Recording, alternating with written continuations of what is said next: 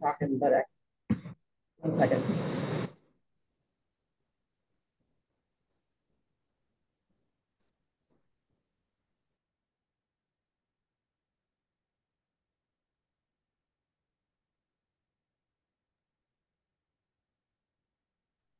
Chris, we can't hear you. At least I can't hear you.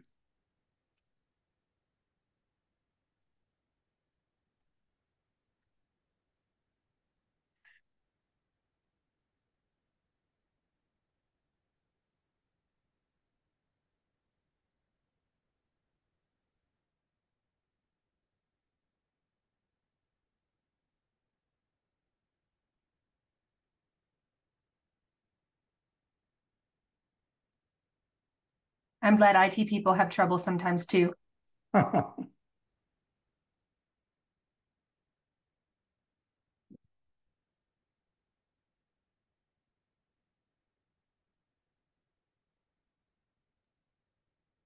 Mic check. Can everybody hear me? Yep, now we can. Yep. Okay. Must be a bad headset. Michelle's right. Yeah, sometimes us IT people do have issues ourselves. So I'll go ahead and get started here. I'll touch on a few things. So we have had a good amount of issues reported to us. Everything that has been reported to us, we have reported to our developers. I want to go ahead and give an update before we jump in. There are some items that are going to be fixed tonight. We're going to do a patch release to push out some fixes to some of the more impactful bugs that we've seen. One of those is the SKC form not populating after a certification has been created. I know that we've gotten a lot of reports for that. So we do have a fix going out tonight. So moving forward, when you create a certification, the SKC form will populate. Additionally, for every patient since the release that has had a certification created and has not had an SKC form created, we are going to patch in an SKC form for those patients as well. Additionally, we are going to, with tonight's patch release, we're going to fix the ARF not being editable or submittable. I don't know. I don't actually think we got a report for that issue. That was something that we noticed ourselves. So that is going to be included in the patch release tonight. As far as things being corrected tonight, that really is it. There are a bunch of other items that have been reported that we have reported to the developers that are currently being worked and researched and root causes trying to be identified. But some of these are a little bit more complex and will take just a little bit more time to determine what the root cause issue is causing these bugs to appear. But everything that's being reported to us, we are looking into, we are researching, we are trying to recreate on our end in our testing environment. And so that is kind of a process, and we're trying to work through them as quick as we can. And Chris, you got the information we sent you, that letter from somebody in doctors, I assume. Yes, Charles, I did. Okay, perfect. So those have all been reviewed. And so what has been identified as a bug, that has been reported to our developers.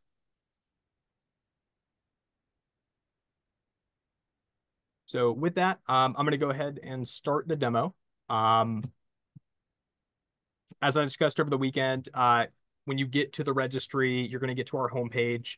That's where we post any kind of messaging from the department. That's where we post any kind of updates. And so we actually are going to be posting some updates on the registry homepage as well. We have not yet, but we will get some messaging up here in regards to a lot of the bugs that we're seeing. And then whenever we have patch releases scheduled to fix these bugs, we are going to put up the typical maintenance message that you see whenever we do a monthly release. So I'm going to go ahead. I'm going to get signed in.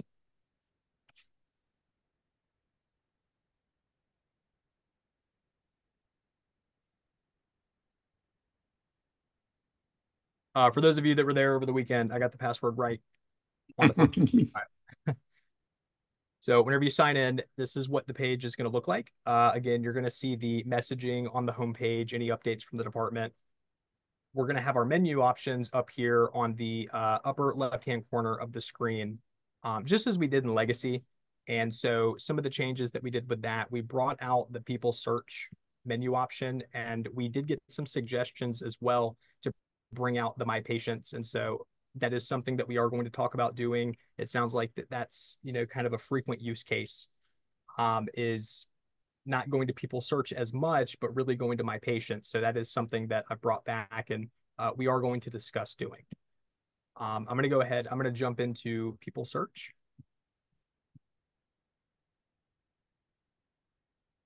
So some of the changes with this page are the icons. Instead of scrolling up and down the people search page to look for first name, last name, date of birth, patient ID, date of birth, those different methods of searching, they're right here. Right when you get to the page, you'll click whichever icon, whichever person you'd like to search for, you're going to click the icon. So with patient, it's going to land on patient, and you're going to have your search methods down here below. You're going to have your name and date of birth. You're going to have your patient ID and date of birth. And so we're going to tell you what fields are required for either of those searching methods. So you'll see here, first name is required, last name is required, patient date of birth is required. I'm going to go ahead and find some test information to use to search for a patient.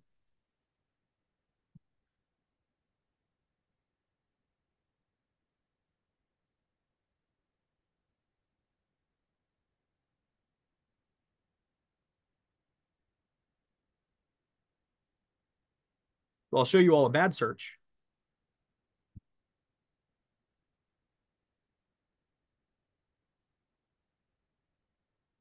It's going to tell you return 0 results up here at the top. And so you'll have another opportunity to search. I'm going to clear this out.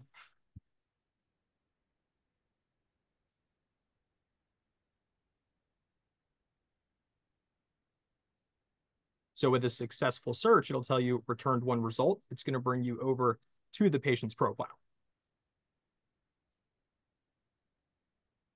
We'll do the same thing with the caregiver. I'll search my name.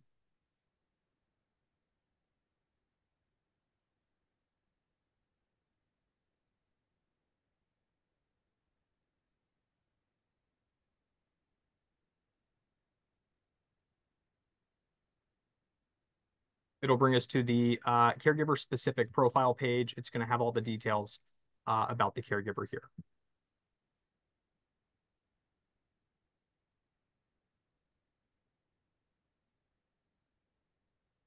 There's a question in the chat about enlarging the screen or zooming in.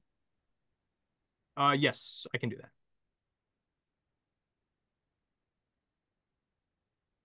Is that good, or do I need to zoom in a little further? It's better. We can go one more. That helps. I can't see this very well at all.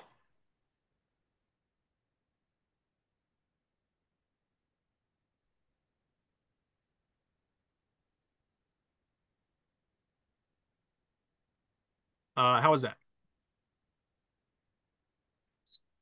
That looks pretty big. It depends on the type of screen, I guess, you're looking at it on. If you're looking at a small laptop screen, I'm sure it's a problem. If you're looking at it on like a 15-inch or a larger screen, it's probably okay. I've got a 15-inch screen. It looks better now. Thank you. Yep, no problem. So underneath our patient management drop-down menu here, we have a few options. We have My Patients, we have certification documentation, we have unclosed, unsigned certifications. Here on the My Patients page, this is going to look very similar to how it does in the legacy environment. We're going to have all of the same icons here. We're going to have all My Patients, which is going to display all of the patients that are currently assigned to you. And we're going to see patient first name, we're going to see patient last name, patient number, the date of birth, the caregiver name. If they do have an assigned caregiver, we're going to see what their most recent order is. We're going to see their certification status. And then we're going to have our profile column over here. And we're going to have a view button to actually navigate to that person's profile. Additionally, you can search for a specific person. So I'll go typical patient. So if you do want to see somebody specific from this page, you're going to enter their name, their information in each of these fields. And so this page does accept partial matches. So I've typed part of the name here, and we are going to get the results. And that is different from the people search page. People search page does have to be an exact match as they exist in the system. And Chris, you're aware that function does not work on the mobile view. Can you address that maybe? Because I didn't realize how many practices use iPads for checking in patients and doing their work. And that even on all my patients, when you're logged in on mobile view, none of the search works and date of birth doesn't work. Yes, so we did get plenty of reports in regards to mobile devices. And that is something that has been reported as well to our developers.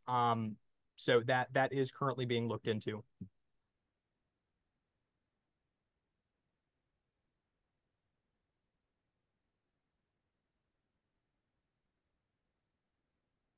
So our next icon here, we do have uncertified patients. That's going to show us all of the patients that currently do not have an active certification. We can see here that this doctor does have 2 patients that do not have an active certification. And we do see the little indicator icon under the certification stats. Next, we have the expiring soon. This doctor does not have any patients whose orders are expiring soon, but clicking this is going to show you patients who have an active certification, but that certification contains orders and the certification end date is within 35 days. So if they're coming close to their expiration date, maybe time to schedule another appointment with them. Expiring soon is going to give you all of those patients who are expiring soon. So certified patients icon, that's going to show you all of your patients who are currently certified, who currently have active certifications or scheduled certifications.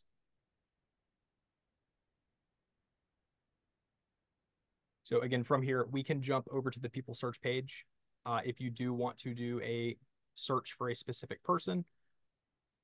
And then from this page, you also are going to add a new patient. This is where that icon lives. So if we click add new patient, we're going to get this photo here, add new patient. The demo over the weekend, I didn't have HSMV info. I'll actually go through creating a couple of different patients here. One of them is going to be an HSMV person.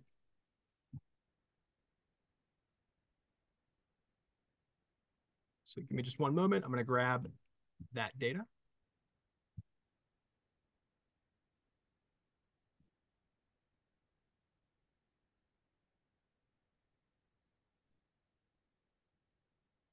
I do know that there was also an issue reported where you have to tab over for the date of birth. That looks to be like it's on specific screens, not necessarily every screen, because this add new patients screen, you should be able to just type and it auto tabs. But it does appear that on some other screens, you actually do have to hit the tab key or you have to click into that part of the date. So that is something that's been reported as well to the developers that's being looked into.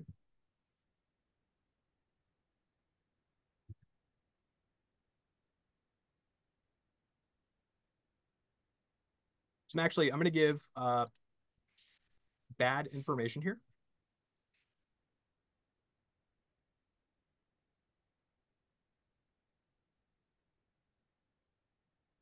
We're going to get unsuccessful HSMV match. No HSMV records were found that matched the data that we entered. So I'm actually going to hit search again. And we're going to try one more time.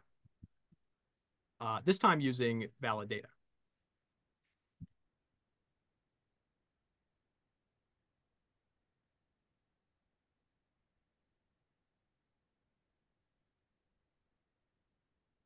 So we did find a match this time. Verify HSMV match. I'll hit I understand. And so I do want to point out one thing. We were also notified that there is an issue with HSMV photos pulling over. That is something that is being looked into immediately. We're currently doing research on that. We are aware that HSMV has been making some updates to their system as well. So we're checking with HSMV to see if any of those updates potentially caused an issue with those photos pulling over during this process. I think they were doing some endpoint changes. So that is something that we're looking into to make sure that we still have the correct endpoint for the photos. And Chris, you know, the patients aren't getting the 2 emails after they pay, correct? But there's a workaround. Did that make sense? Yes, it does. Okay. So a root cause has been identified for that issue as well. There is like an auto check that is done whenever you view the profile or you view the application. And so the potential root cause that we've identified is that auto check is not being done whenever that profile is viewed or that application is viewed. So that is being researched a little bit further. They just want to confirm it before that gets pushed out as a fix. And I'm sorry if I just tell the doctors on the call how to work around it. So this is when you have a new patient and the patient can go in, they get the first 2 emails about how to apply for the card. The patient goes in their login. Remember, the patients are still in the old system, so they can do everything and pay, but they will not get the email that shows that they've been approved in their payment receipt. But if you can get the patient to go into their account, go under your card and hit the view button that is to the far right-hand side, that somehow pushes it. So then the patient will see their DMV photo and they suddenly, the doctor side will see the photo and the patient gets the approval email and the receipt. So until it gets fixed, that's how we can get patients still get their card active and able to get medication. Thank you, Michelle. And so, yes, that is actually that auto check. So it seems to be working whenever you go and you view the application as the patient. But what it should do is whenever they land back on the application after supplying their payment, that's when another auto check should occur. And so we think that that's where that auto check is not occurring. So yes, that workaround of going back in and hitting view and like reviewing that application does trigger that email to send. But we do want to confirm before we push out that fix. But that is something that's being researched.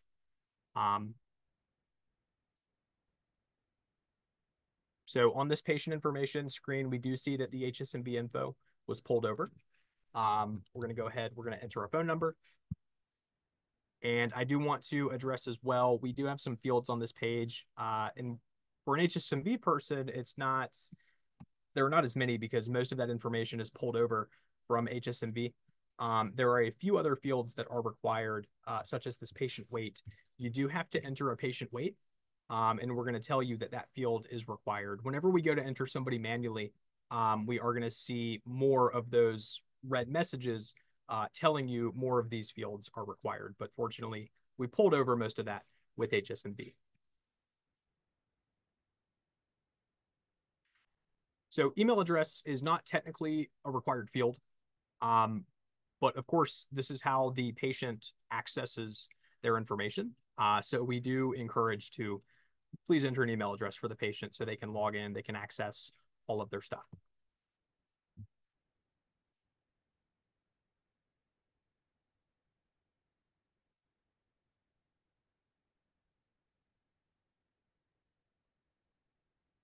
So if the patient does need more than one caregiver, there is this checkbox down here at the bottom.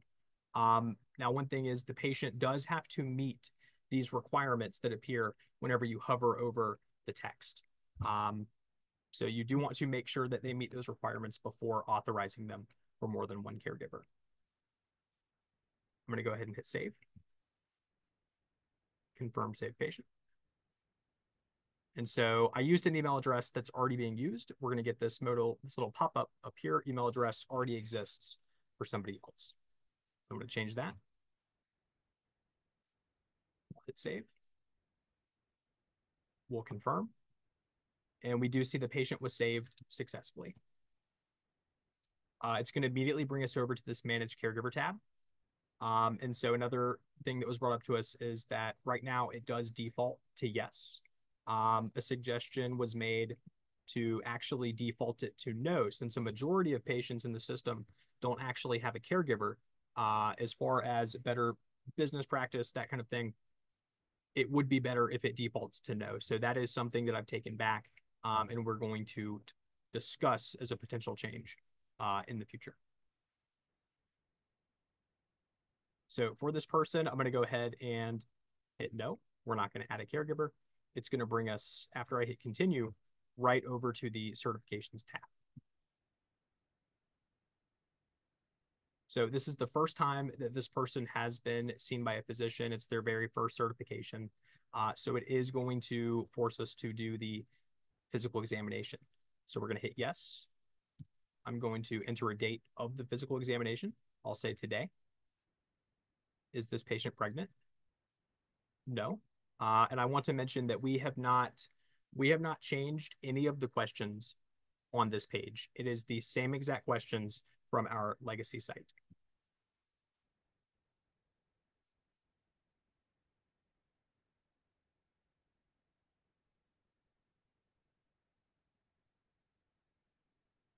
After hitting continue, it'll bring us to page 203.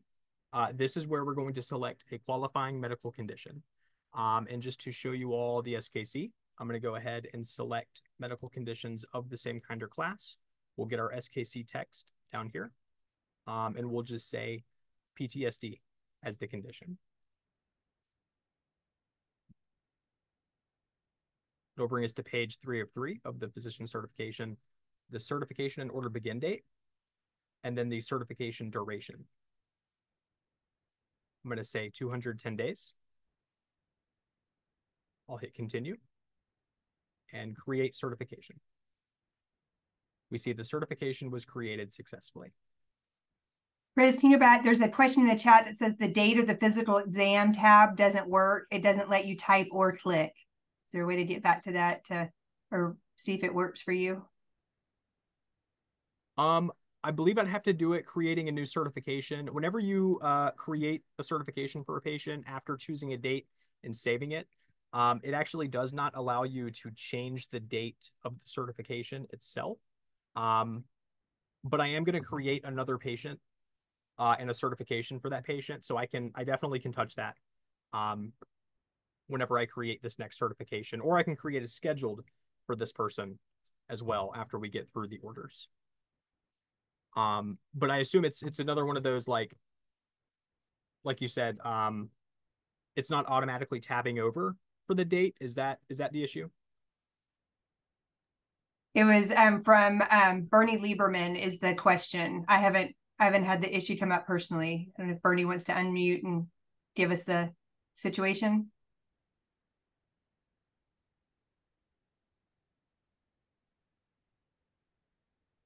If he's there. The other issue is, there's was it purposeful that you can no longer go backdate? Are you referring to the orders, like when adjusting an order date? Right, order start date. So by design, there are certain situations where you cannot backdate an order. One of those situations is like, let's say the person has dispensations that have come out of that order. We do not allow to backdate. And it's so the dispensations that have already occurred on that order, if you were to backdate it, it's possible that those dispensations could fall out of the order window, depending on the date that you enter, if you're backdating it. So by design, there are some situations where you cannot backdate an order. Now, you should be able to backdate an order if there are no dispensations from that order. Is that more of the issue that you're seeing, or? No, it's the need to backdate when there are dispensations. So there's a couple instances. One, when the patient comes in mid certification to do an RFE. So when you're changing those, the one I had today, so the patient, she was on her third set of 70-day orders, and wanted to change it. She didn't have oral and she wanted some oral added. It won't let you. So when you go to put it thinks you need an RFE, because what the system does is take the worst case scenario. So because the first two 70-day sections had 200 in vape, and now I'm trying to move it to 160 to get 40 in oral. When it calculates, it takes your worst case scenario. So even the current third 70-day section is at 160 and 40 relatively, it still calculates it as 200. So in the legacy system, the way to fix that was to cancel the orders, redo the orders with the same dates. And then the bug in the RFE need calculation, you got past it. But now there's no way to get past that. Okay. So the root cause is the bug in the way the RFE is calculated, or the need for an RFE, but we just never reported that as a problem. We just figured out if we canceled it and went back, we didn't have to deal with it. But now there's no way around. So I actually had to offer a patient today, do you want to come in early, 6 weeks early for your appointment so I can add oral without doing an RFE, because I can't get an RFE same day. Okay, got it. Yes. Yes. So that is a change that we do have to talk about of like the system logic. But that was like a great scenario for us to bring back and talk about. So it won't necessarily be classified as a bug. So we will have to look at doing that as a change. But it is something that we'll have to discuss. Thank you. Yes. So I'm going to jump over to the orders tab. This is where we're going to enter the different order types. And so you do see that we have broken that up by tabs as well. So we have our low THC, we have our medical marijuana, we have our smoking, then we have our order summary. And right now we, of course, have no orders underneath our order summary page. So, and you don't have to actually go through adding these orders. Like if you don't want to give the person low THC, you don't actually have to click add low THC.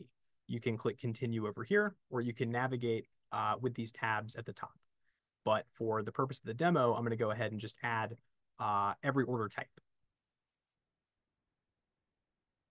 So we are going to give like the certification summary up here at the top.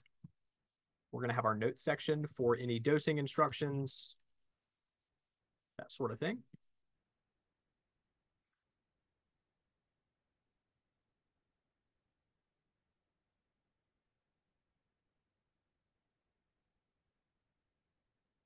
Hit add, and we're going to see changes are pending for one or more order types, routes, or amounts. Proceed to the order summary to save the changes. So if you only wanted to do these low THC orders, we could go ahead, jump over to order summary. We could save and continue. I'm going to go ahead and continue entering medical marijuana orders so we can populate some more forms.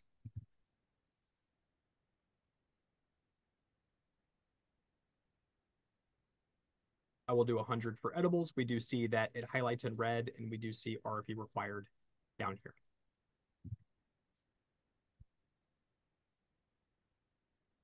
Hey, Chris, we've got a question in there that in the chat that the system does not let you adjust per each category, making it impossible to adjust the patient's dosage.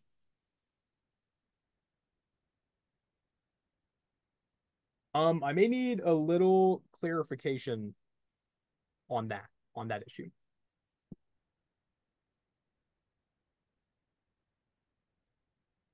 I think it might be the same thing I was talking about, like with the different, the 70-day sections, if period 1, 2, and 3, if you try to change it in period 3, you're stuck with what's in period 1 and 2 without doing an RFE. So that might, Todd was talking about increase in RFEs. That could be a reason you're seeing some more RFEs. Yeah, that was what I was trying to say.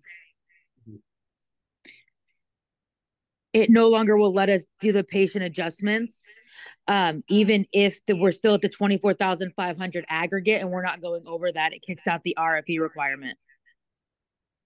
Okay, got it. Just due to those historical orders that have gone over either the route limit or the aggregate. Correct. And we can't work around it now because we can't post backdate orders. Okay, got it. Again, that does seem to be like a common thing. So like I said, that will be something that we take back and we do talk about as a potential change.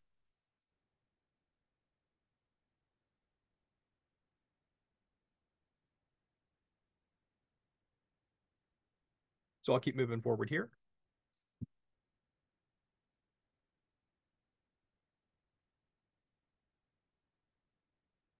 I'll go over on one more of them. I'll say 200 RFE required. Give it a delivery device. I'll hit add here. And so I know that we did get some reports as well about the total aggregate on this screen not calculating correctly. I don't know if the person who reported that is on the call, if they want to offer a little bit more insight. We have done some testing around it. And so it looks like it does seem to be modifying that aggregate total down here. But again, it's something that we're kind of on the lookout for if we see more reports of it. Trying to do a little bit more research.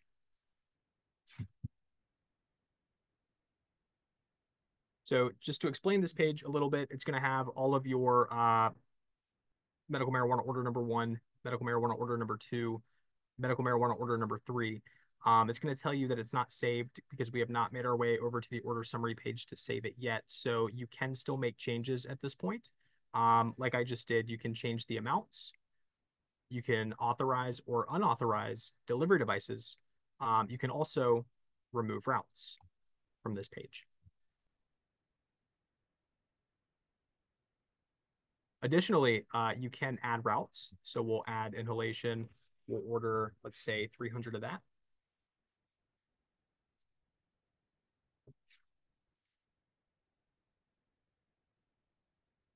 Authorize a delivery device. You can also modify the order notes on this page as well.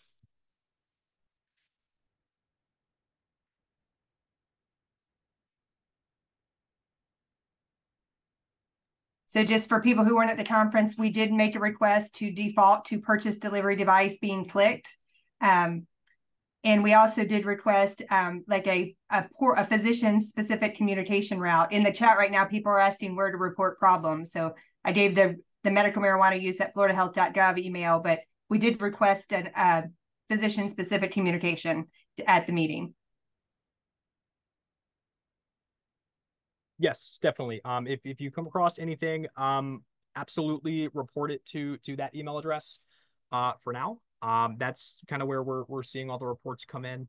And as soon as we get those reports, we do start researching and looking into those because we do want to address them as quick as we possibly can. So I'll move forward here. I'll say continue, and we're going to get to our smoking tab. So I'll do add smoking order. I'll enter the dosing instructions. And so one thing I do want to point out, this notes page is not actually like required. So you could leave it blank if you wanted to. It just is beneficial for the patient to see the dosing instructions. Additionally, MMTCs also have ability to see any notes entered by the physician. So it does give guidance to the MMTCs as well whenever the patient is picking up any of their orders. So for smoking, I'm just going to say 2.5. Check the box for delivery device. I'll hit add. And so again, we see changes are pending up here. But we have some new messaging. We have a message for the appropriate routes form. Because it's this patient's first time being certified for smoking by this physician, the ARF is going to be required.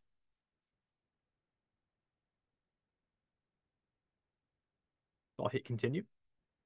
And we're going to get brought over to the order summary page. It's going to show the orders 1, 2, and 3. It's going to show the different routes. It's going to show the milligrams per day. It's going to show the total, 70-day total, or 35-day total, if it's smoking. Whether a delivery device was authorized. It'll show the start date. It'll show the duration of days. It'll show any order notes that you've entered for the patient. It will show the order status. And so right now we do see that order status as not saved. So I'll hit save and continue.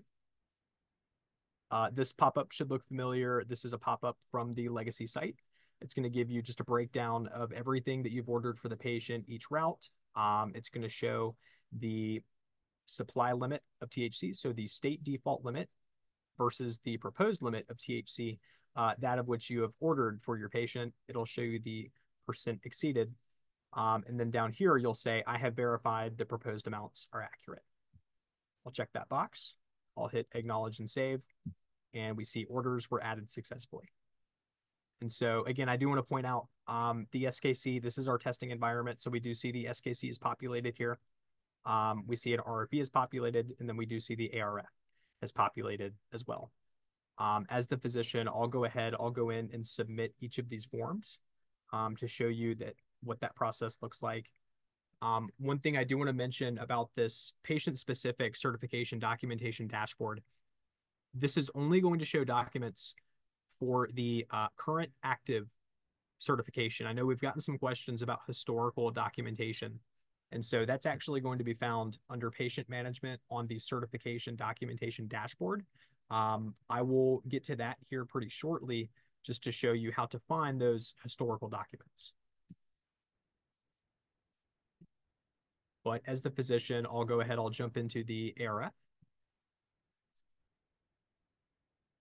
And so again, with this form, you can say that you're supplying the information here, or you can attest that you have mailed in the documentation required under section 381.986 4C Florida statutes. For this, I'm going to say that I'm supplying the information here. The patient has tried other routes of administration. And so one question that was brought up over the weekend was, is it acceptable for this ARF to be submitted on, say, like the patient's second certification? Because a lot of times the patient will have come in for the first time, they've never tried other routes of administration. And so instead of hitting no, because you want to, provide research, provide other routes, that kind of thing, it is acceptable for this to be submitted after that patient has had an opportunity to try previous routes of administration. So it's okay to let this form sit for a moment before you do submit it. But for this, we'll select a route. We'll say just oral, active period start date. I'll say 5/26, active period end date. Assessment of effectiveness. So text does have to be entered into this text box for it to fulfill this section. We'll come down here to question 2. We'll enter some text here, or you can upload documents.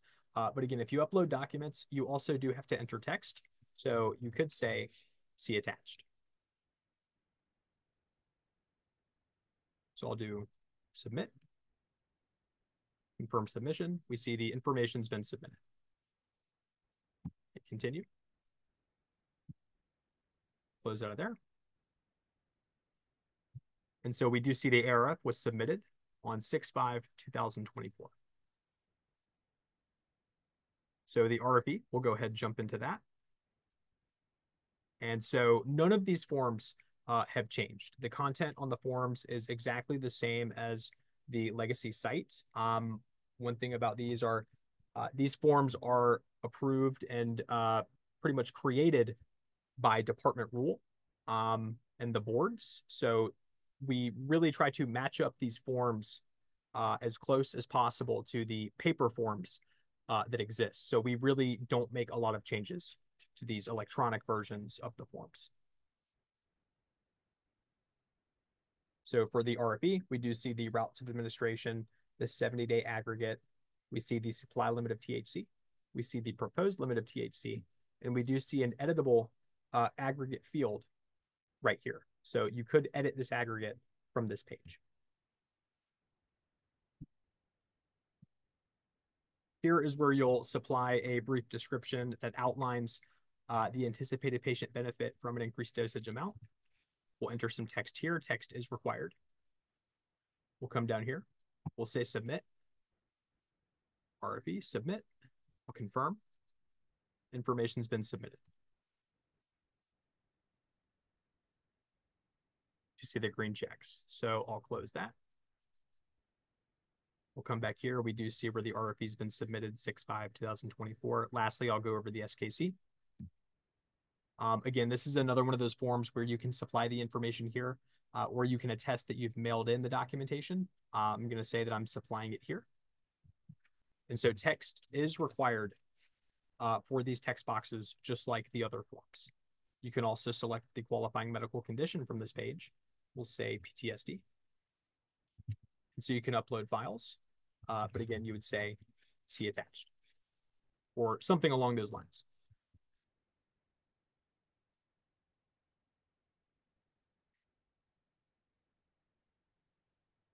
I'll come down here and say submit. Information's been submitted. And we see the green checks.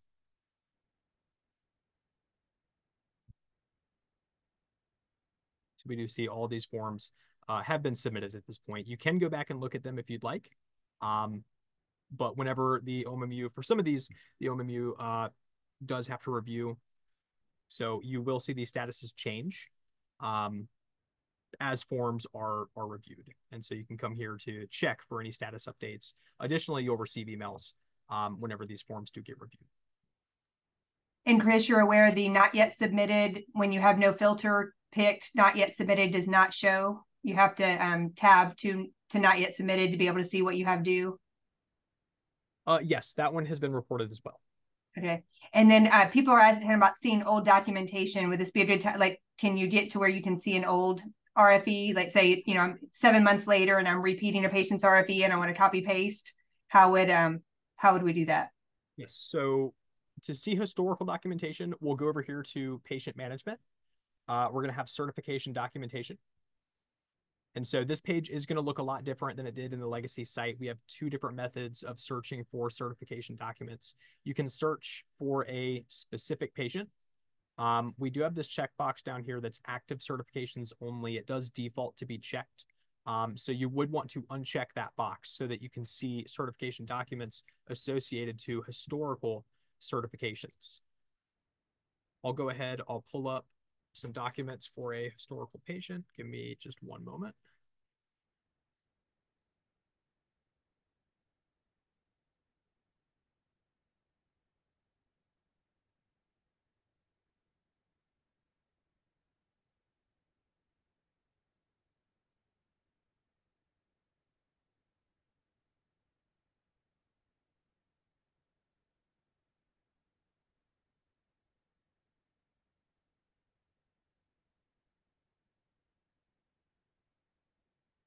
So we have John Doe here that we searched for. We do see plenty of RFEs, some SKCs, some ARFs.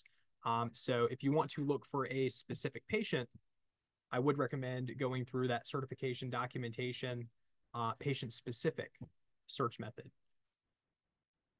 And we can actually go in, we can view these, see what was used on the benefit statement. We can see what the proposed amounts were. So that is how you'll see those historical documents.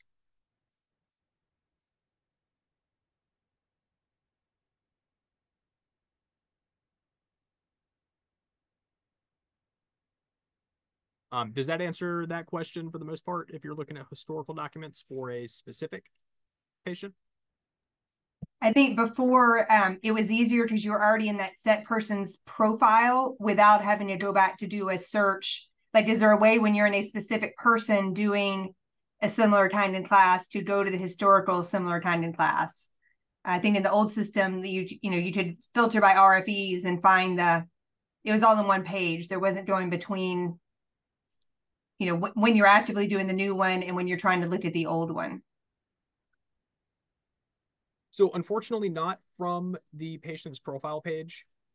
There is not a method to look for the historical documents. You would have to go and use the certification documentation dashboard from under patient management. But again, if there's like a frequent use of, preferring to go there from the patient's profile, rather than actually going through the certification documentation dashboard. That's another suggestion that we can bring up and talk about and see if that is a potential change that we could implement. So every single office staff that is on this call is probably screaming, yes. I'm waiting for the hands to show. So that's, it's just, going between one screen doesn't sound like a big deal, but when you're doing it for 20, 30 patients a day, it gets tedious. There was also, and just Chris, since we talked about the meeting, there's someone else in the chat was asking, seeing the patient's card expiration date on these screens. So I know we talked about the meeting, but I'm just voicing that we have given that to y'all and asked repeatedly, because the patients never know, they don't have their cards with them, and it's helpful when they're in the office with them. We can say, hey, don't forget, it's next week or next month, because those emails still sometimes do get spam filtered, which I think because of the word marijuana. So it's not a perfect system with the email. Sometimes it's just, an 80-year-old, it's easier just to tell them when you're seeing them versus telling them to find their card or wait for an email. Yes, definitely. We agree. So yes, that is something that we do want to discuss internally.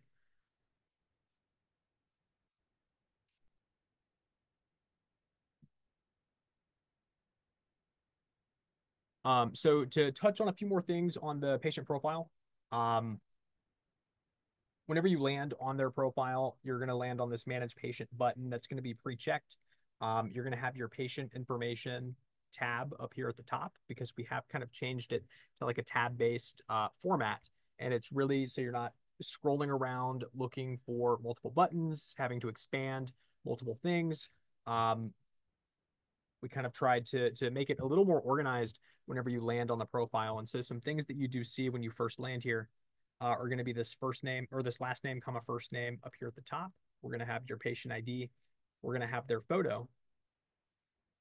We're going to have their card number if they've had an approved card. We're going to have some functional buttons down here. Like I said, this manage patient is where you land whenever you first get to their profile. We also are going to have this show order history for John Doe. And on this page, it should look familiar. This is a page that is from the legacy site. So we're going to have the start date. We'll have the end date. We'll have the days, the type, the status, and who the order was placed by. One thing I want to point out on this page is this amount remaining field over here. We did get some reports that this amount remaining is showing up as NA, as shown here, for orders that are canceled, expired. It does show for active, but it does show for NA for canceled and expired orders. And so that is something that's been reported as well. Is that something you think you can fix? I've heard a lot of complaints about this, just as, if you're trying to look at what a patient has bought over the last certification to figure out if they're eligible for an RFE or where to move things around. Because a lot of times patients don't know. They don't know if they're, they just know the dispensary told them they couldn't get something. So this screen is harder because they come in, you cancel their current orders, you're seeing them. And once, the staff has canceled the current orders to put the new one in, it's hard because one is, 5 out of 6 smoking orders will be expired or completed. And then your 6 of 6 smoking one is canceled. So you can't filter by one type and see the most recent certification period. I don't know what the fix is for that, but it's harder. And in our Facebook doctor group, that's a big, assessing how much the patient has used in the last certification is, there's some things that are easier, but this part is harder to figure out what it is they need. Yes, so this is going to be worked as a bug fix. It in the existing or in the legacy site, the amount remaining was visible on those canceled and expired orders. So this is something that's going to be worked as a bug fix. So that has been reported as well, and we are going to look at pushing out a fix for that. And these are also kind of worked within certain priorities. And so like the certification documents, those were some of the first things that we wanted to get fixed. So those documents, they're board required forms. And I believe the SKC has a requirement of like 14 days. It has to be submitted within 14 days after seeing the patient or certifying the patient. So those certification documents were some of the first ones that we wanted to push out and get fixed. But these other ones will be worked as bugs as well, such as this one. So, and as we push out fixes for these issues, like I said, we are going to post messaging on the homepage as well, just to communicate out which items are being fixed. We like communication. Yes, definitely.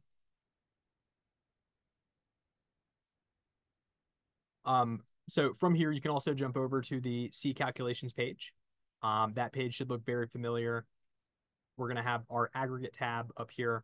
And so we didn't do a whole lot of changes to this page either. We felt as though people were kind of starting to understand it, so we wanted to not change up this page too much. But it's the exact same as it was in the legacy site. We have our route specific tabs up here, and then our aggregate tab, which also contains the smoking tables, which shows, possession limit, 35-day smoking history, smoking amount eligible to be dispensed, and then similar for all of the other routes, and then the aggregate, 70-day aggregate.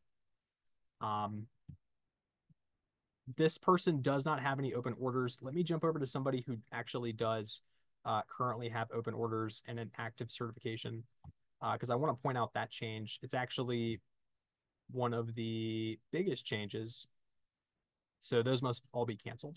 Sorry, let me find somebody else here. Yeah, this is a nice screen to have. To show open order details? Yes, definitely. This screen here is going to show exactly what the patient has available to them at that exact point in time. We understand that that was a pretty prevalent issue with the legacy site. It was difficult for patients and MMTCs and doctors to understand exactly what amounts that patient had available to them right then and there. So we did want to make that a lot more obvious in the new site. And so for patients, when they go to their profile, whenever we push out patient modernization or patient infrastructure and security updates, this is what they're going to land on when they go to their profile, is this open orders. It's going to have their total amount ordered for each route. It's going to have their milligrams per day, their purchase delivery device, and then it's going to have their dispensable amount right here, right in front of them whenever they get to the page. And that's going to be for every route that they've been ordered, and then smoking as well.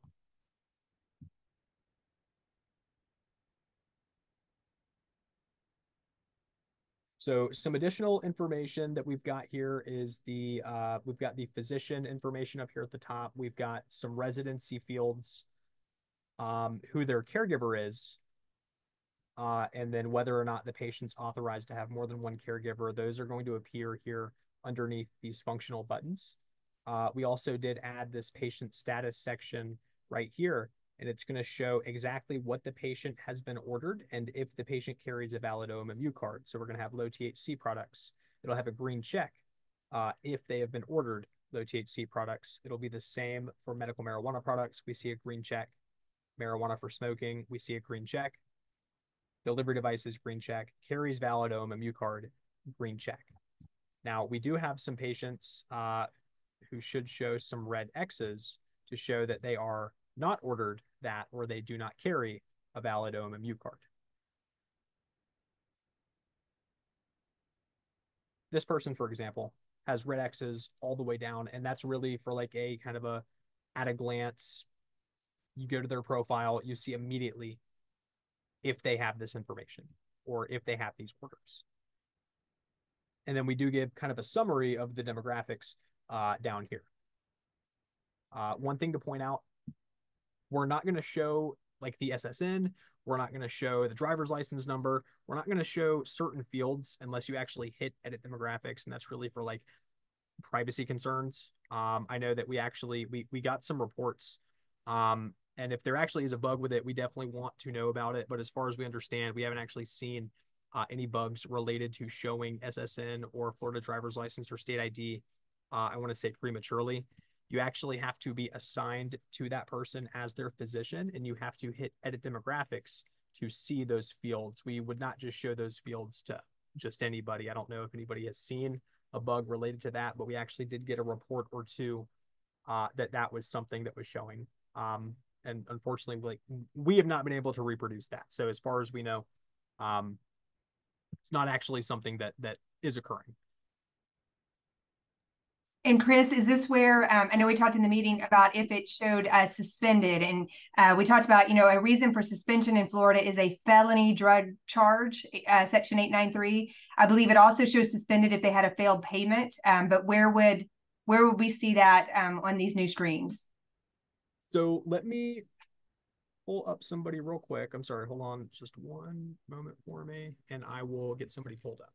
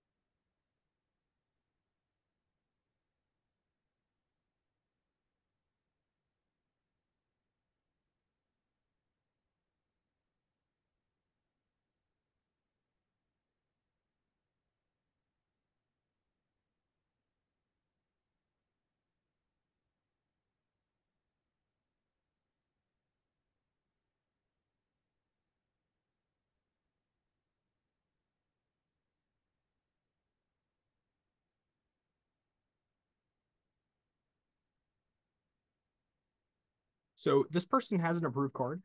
And we know that because we do see their picture up here. But down here for Carrie's valid OMMU card, they actually have been suspended. And so that's going to show as a red X.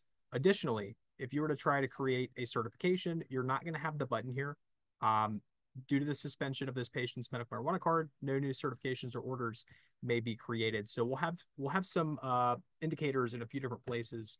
One of them being you see the photo, but down here it's a red X for Carrie's valid OMMU card, and then additionally trying to create the certification, you're going to see this messaging here.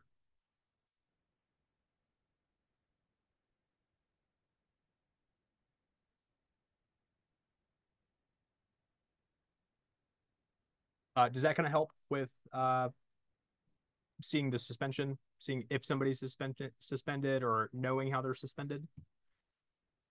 Yes, I think so. There's no more questions in the chat, but if we can go back and do another certification to check that data, the certification date, physical exam date box, and see if it's working, because the person reported they couldn't, it was not functional. They couldn't tab or free type.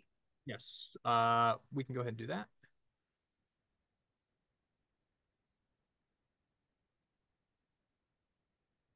I didn't forget about you, Bernie.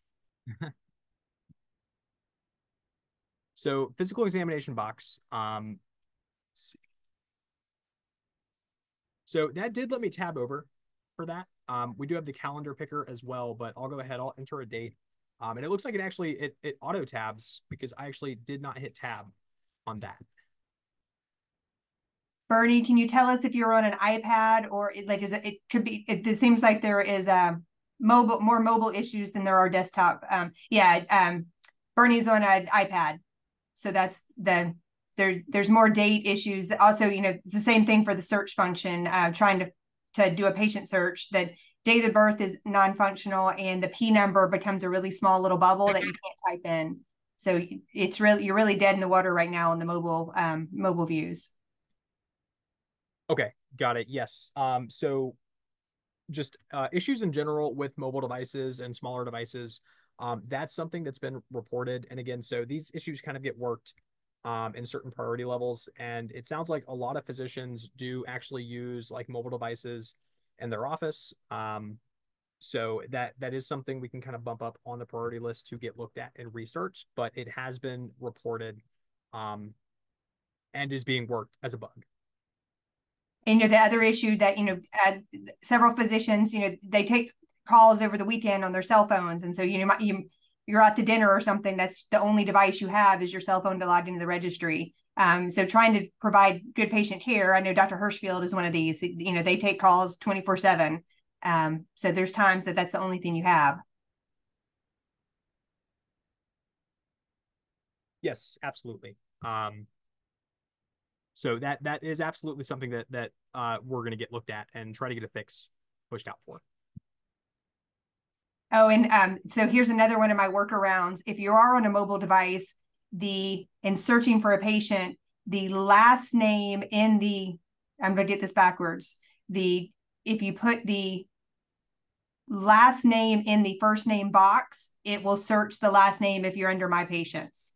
So there's a reversal there, but you can make it work if it's in your patients by just reversing the first last name. And I'm sure that's Chris, can you talk about why we switched to first name first instead of last name first? Was there a reason system wise? I can't say that there was like a completely specific reasoning for that.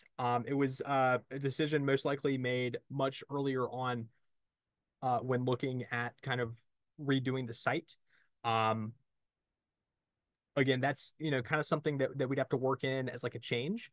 But again, it's something that we definitely can discuss looking at. We're just all creatures of habit. We know where the buttons are, so I'm sure it'll get easier. But right now, with it not working properly, that it makes it more painful. Got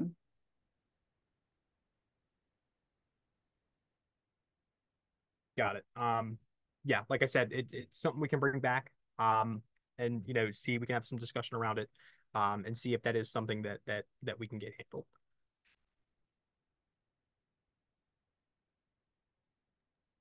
Dr. Ryan's also bringing up, I know it was in the email, but again, to me, it should be a higher priority because it is a patient safety I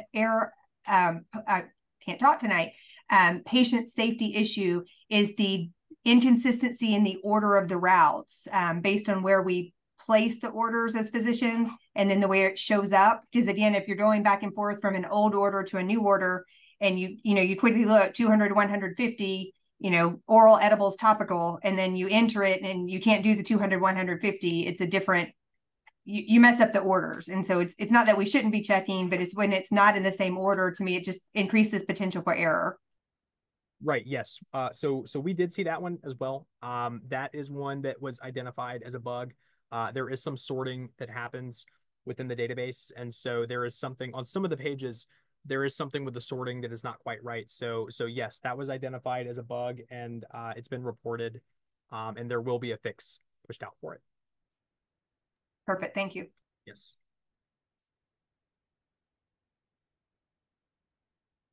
So I would like to jump over to the orders real quick. I know that I actually didn't have an opportunity to show like canceling out orders, closing out the certification over the weekend. So I do want to run through that real quick. I'll find a certified patient.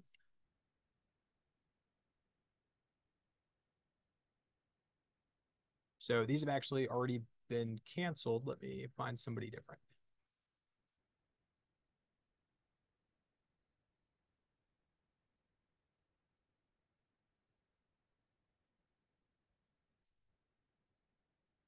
So we do have some low THC orders, some smoking orders. Actually, no smoking. This is a minor patient, but we'll go ahead. We'll close out the low THC and medical. So I'll hit to close out or cancel out an order. You're going to hit cancel. This red button up here in the top right-hand corner of each order box. We'll move over to medical marijuana. We'll hit cancel. So no smoking orders for this person. We'll jump over to the order summary. I'm going to hit save and continue. Confirm.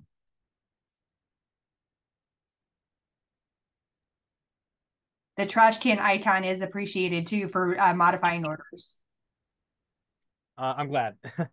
I'm glad that was a helpful, small, helpful thing. So we do see that these are showing as canceled now. So we'll go over to the certification. We do see it's active still, but we do see a close button down here. So I'm going to go ahead, I'll hit close, and it's going to bring us to the certification closure activities. Has the patient had any adverse events while using medical marijuana medication? So to be honest, I'm not entirely sure how often these are used. I know it's used for like research purposes, things like that. So if you hit yes, you can report a new adverse event. It's going to bring up this pop-up here. There's going to be some fields that are required. So we'll run through this real quick. You'll want to enter the date of the adverse event, the severity. Let's say it was mild. And so you'll want to input any actions that were taken related to that adverse event. And so maybe you discontinued permanently, you interrupted temporarily, and we'll say it was resolved after interrupting temporarily. Or if it's still continuing, hit check if continuing. Select a relationship to the medical marijuana. Was the event expected? We can say no. And then would you consider it a serious adverse event? We'll say no. Enter any additional notes or comments that you may have about the adverse event. We'll hit save, and then we do see that it's been logged here in the adverse events log. Same thing for any controlled substance dependency. We can hit new controlled substance, name a substance, just say test, starting dose, just say 50, current dose. The date patient started utilizing the substance, we'll say it was today. Date patient discontinued utilizing substance, or current date if patient is continuing, we'll say today.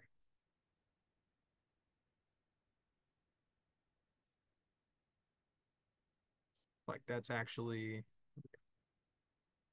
Okay.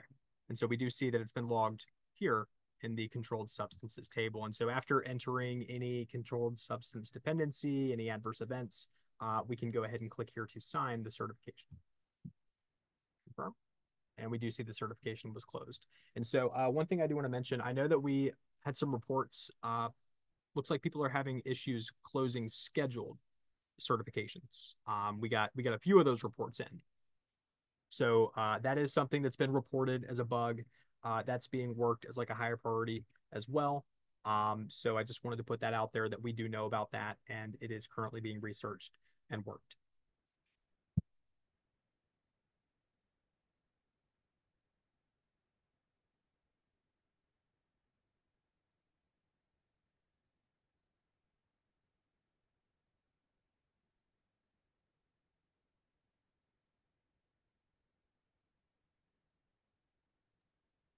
So are there any further questions, anything that was missed in the chat that needs to be answered?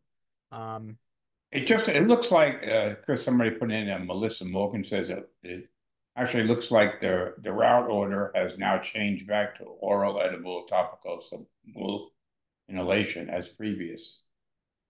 Is that correct?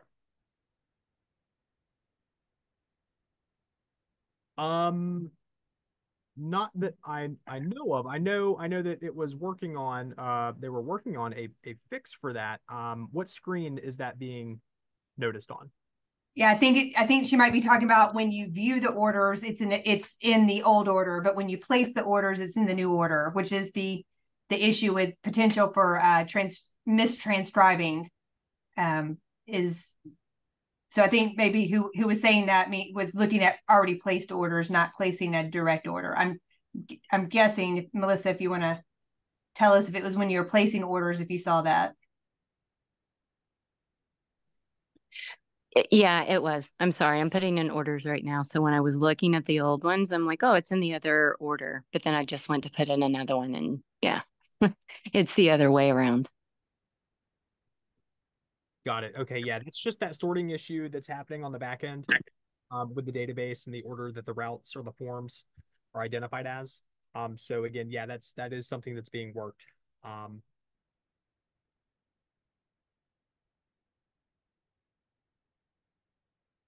Chris, is there a reason when we send in reports, do you want P numbers and date of birth? I know you said you're trying to recreate the issues, but test patients, there's some things that you just can't recreate that you see in real patients. So is that something you need? Or, I mean, I'd obviously, be willing to screen share, whatever HIPAA, business service agreements to sign to show people live, if they need to see it.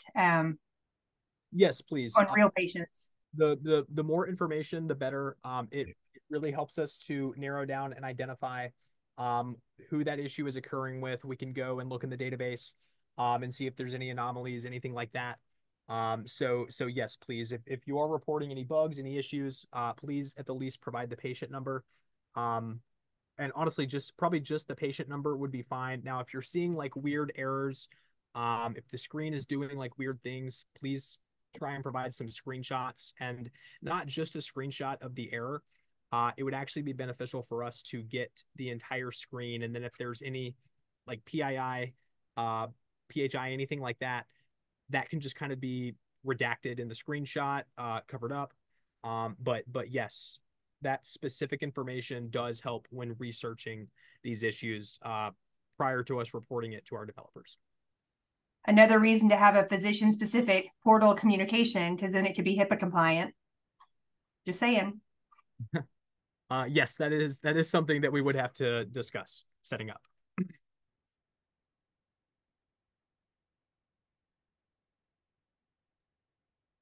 I think we've gotten all the chat questions, but I could have missed something. So is there anyone else have a live question or want to put anything else in the chat? Sounds like you all have a lot of discussing to do. We do, yes. This was awesome. I would love to see another one, maybe in like a month or so after, maybe the patient one rolls out and all these glitches are kind of fixed and everything. I think it, just to see any changes. It's a lot to take in, I think, and I know a lot more to come. Yeah, absolutely. We have a couple roles left to roll out. Of course, we do want to hold off on rolling out future roles until we can get most of the major bugs and issues fixed with the roles that we've already rolled out. So yes, patients, caregivers will be next. There are some significant changes with them. I could let Todd speak a little bit more to doing some demos for patients and caregivers, but we do understand that physicians often assist patients and caregivers with completing applications. So whenever that is ready, that potentially could be something that we demo to physicians, just to help with an understanding of what that looks like. That's Yeah. a Are you really saying that good June idea. 17th isn't happening anymore than for patients? Is is it postponed from June 17th? We really don't want to postpone it. It really depends on how quickly we can get a lot of these bugs worked out. I know that as soon as they come in, we're reporting them to the developers, and we're trying to get these fixes out as quick as we can. For example, I mean the SKC and the ARF stuff. We try to get that turned around very fast. And so these other bugs, issues that we've noted, those are going to be worked next and pushed out. So a lot of it really depends on how quickly we're getting to a lot of these issues. But as of now, we do still plan to release the same date for patients, caregivers. But like I said, it really will all depend on if anything else pops up that's major. You know, it's a really good idea that you mentioned initially, that fixing all the bugs on this rollout before proceeding to other rollouts will be amazingly helpful, because we do help patients and caregivers do a lot of this. So if we're still working on getting our act together, it's going to be even that more difficult to help patients and caregivers. So that's a really important, I'm glad you brought it up now. It's a really important process issue. Because remember, they can't physically walk into the OMMU office, but they can physically walk into our office. Exactly. Because we're local. And so like the request for seeing when their card expires, like we wind up, doing a lot of troubleshooting that, quote, is not in our job description, but it's because we're the person they can walk into and they know. Same thing with the dispensaries. And in the state, for their part, they did roll this out. So law enforcement got it before the doctors did. So their thinking was the smallest group of people first, and then, because there's a lot more patients than there are doctors. So so there was, methodology to it with the rollout. Chris, there's also a question, just to clarify, the SKC forms that we've missed the last 2 days, you said with the update tonight, those SKC forms will show as needing to be completed. We don't have to go back and redo the orders to be able to get our form for patients we saw the last 2 days? That's correct. Yes. Our developers have identified all of the patients who had certifications created where SKC was a condition checked. And so with them identifying all of those patients, they are going to spin up SKC forms that are not yet submitted for all of the ones that were missed. So it'll be under, we filter by not yet submitted to find them. Correct. Yes. And you will be able to find it on the CertDocs dashboard for those active certifications. So we will need to then go in and fill out 2 days worth of SKC forms? Yes. Yeah. They are going to be spun up as not yet submitted. So yes, you will have to go in, fill out that information and submit those forms. Will our 14-day window start tonight then and not Monday morning? For our 14-day submission deadline for these forms? Just to clarify. That is a good question. That is something that would have to be communicated to the boards to let them know. So yes, that is a very good point. So that is something that we can look at talking to the boards about, letting them know for these 2 days. SKCs were not able to be submitted. Thanks. There's a question that I don't understand. Let me find it. Jeff Smith, order history date was not the same date as the certification date for when recommendations expire. So maybe Jeff, if you can go live and explain, because I don't get it. Sorry. I do remember seeing that issue come through. So yes, that was something that was reported as well. But yes, if you want to dive into it a little more, just for everybody else.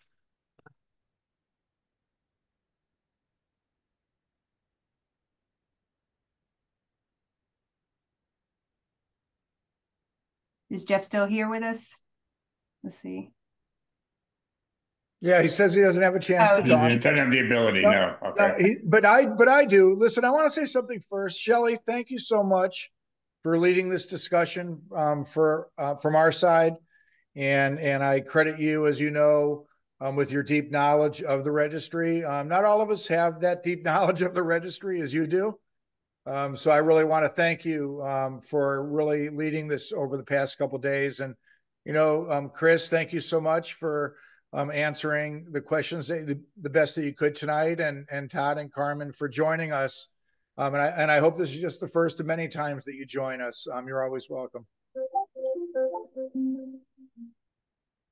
Absolutely. Absolutely. I'm sure many of us agree that this was helpful, and more of them will be even more helpful for sure. So thank you very much. I think once we have, or I'll be in communication with Chris and Todd, some updates, or at least the bugs fixed. Maybe we have another meeting on the 19th. Maybe we could do kind of a quick update with you guys, with the docs, to make sure that, and that'll give us a couple of weeks past to go through this, to see if any lingering effects of the system is still there. Would that work with you to be able to come back on at a later date, Chris, Todd, and Carmen?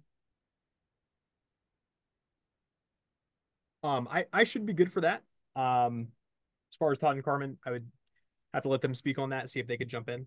Okay. Yeah, we can double check and look at the schedules and see if we can do that. Sure. Mm-hmm. It might be something that needs to happen before, if we're still trying to hit the June 17th for patients. Which is fine. We can if you let me know what's good, I can set up a meeting very quickly with the docs in the database, and we can get like we do over 50 docs on the call tonight. So. Gotcha. Okay. Yeah. No. We can talk and figure out what we need to do. Right. We need to go back a little bit more and see, like Chris said, what's happening with the bugs and us being able to get them worked and everything. So we can then, if we need to, adjust our timeline. Because as I said to you guys, and as one of the physicians said on this call, we're trying to get this as tight as possible for its release to the 800,000 patients. Right. Well, we'll be here for you. I mean, all the docs here, I mean, with the group that we have, constantly working on it and getting information to be able to submit to you. But it's good to have another live discussion on it as we go through. So once you're ready, Chris, Todd, and Carmen, just let us know and we'll set up another meeting. All we need is a couple of 3 days. Okay. Yeah, no, we'll be in contact, definitely. One thing I would like to add, I really do appreciate all of you being patient as we work out the bugs. I appreciate as well you guys pointing out the bugs to us, reporting them as quick as you did. It really helps us to identify where the issues lie. It really helps us to work out the bugs as they're being reported. And if you see any more, as I said, just include as much information as you can. It helps us to narrow down that research a lot quicker. I hope that the first couple of days of this being released was not too hard on everybody. And again, just thank you all for being very patient with us while we work out the kinks in the new site. Great. Well, I just let everybody on the call that we are recording this, and it'll be up on the website. So you can take another look at it, run through it again. If you have somebody who hasn't, to be able to run through it, just to give them a heads up that it'll be available. And with that, if we're finished with the presentation, I would stop the recording. Are we finished with the presentation, you think? The last more questions?